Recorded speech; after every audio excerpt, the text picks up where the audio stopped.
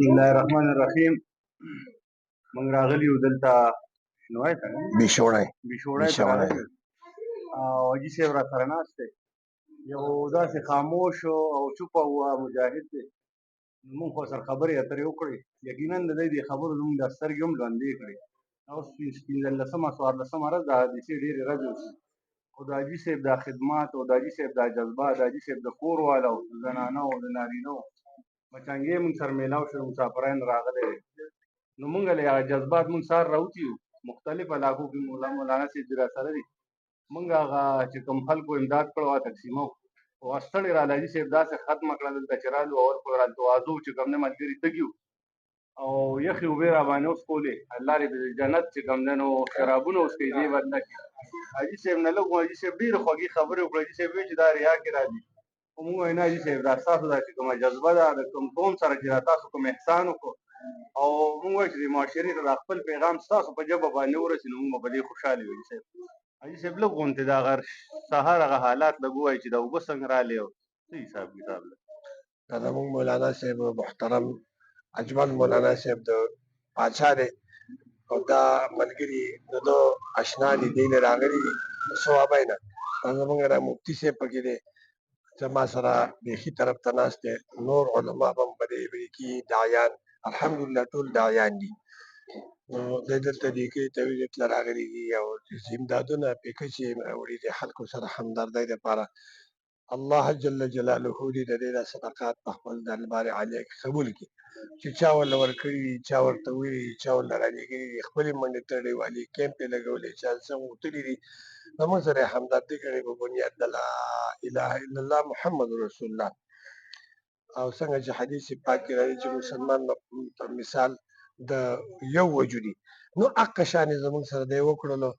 زه د دې د ټول نمخ کې دا خبره د دې شکریا ادا کوم او د چې چاره لیکلي دا غي شکریا ادا کوم. الله دې صدقې قبول کړي، بلکې زه نه بلکې د ټول کلی طرف نه زه د دې شکریا ادا کوم.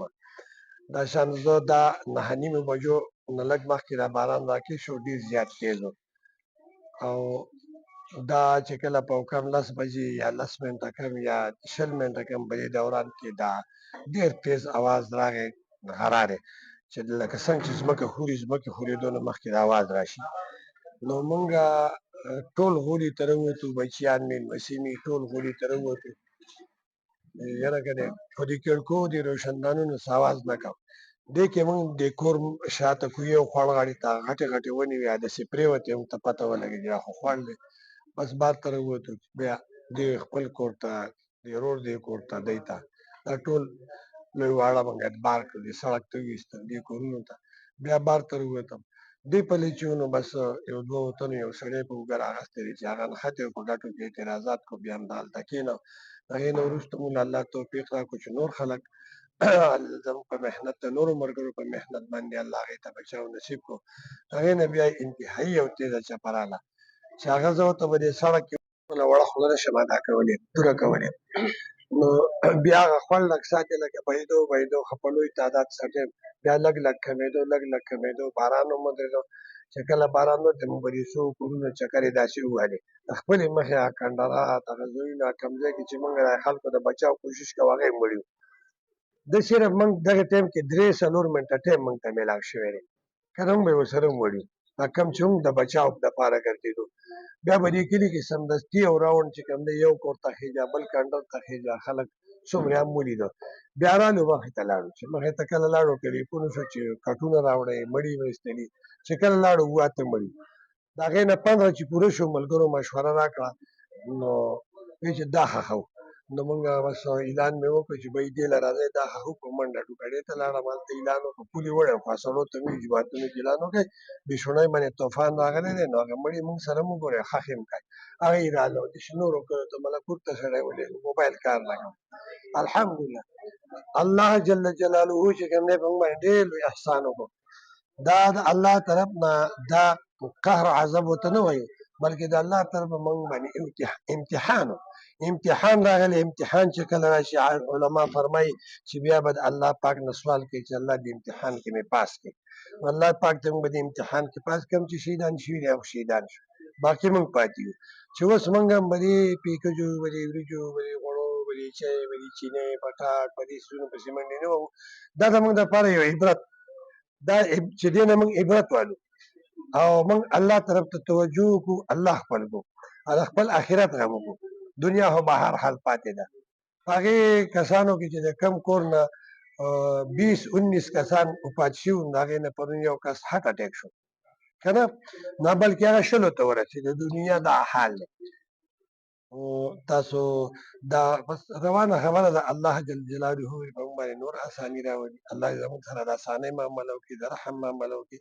بیا هغه مړي موږ دلته نارینه دیره کېږدئ حجره کې او زنانه به راخېجوئ. الله د هغې د خدمت توفیق راکړي. د ملګري دا به ووایي مایداریا ده که نه. خو به هر حال د دې پورې به دا خبره وکړو چې همدردي چې کوم دا همدردي د مسلمانانو سره که نه، د مسلمانانو سره همدردي د خپل نور مسلمان سره بلکې د ټول انسانیت سره، د ټول انسانیت سره چې کوم دی د الله د مخلوق سره همدردي.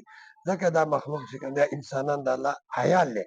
علما کرام وایي تبلیغیان حضرات وایي الله عیال دی. الله پرې ډېر خفه کېږي که نه، د الله پرې ډېر خفه کېږي چې موږ ورسره اوس هم دې نه وروسته بیا د دې الله پاک د دې بندګانو سره دا څنګه د الله د مخلوق سره موږ یعنې د نبي علیه السلام په طریقه باندې سلوک وکړو.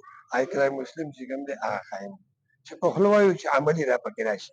سبحان ربك رب العزة عما يصفون وسلام على المرسلين الحمد لله رب العالمين. اللهم لك الحمد. څومره مردگان شوي دي، وفات شوي دي، شهیدان شوي دي، الله دې شهادت قبول او منظور کړي. آمین. الله دې پسماندگان د صبر جمیل نصیب کړي.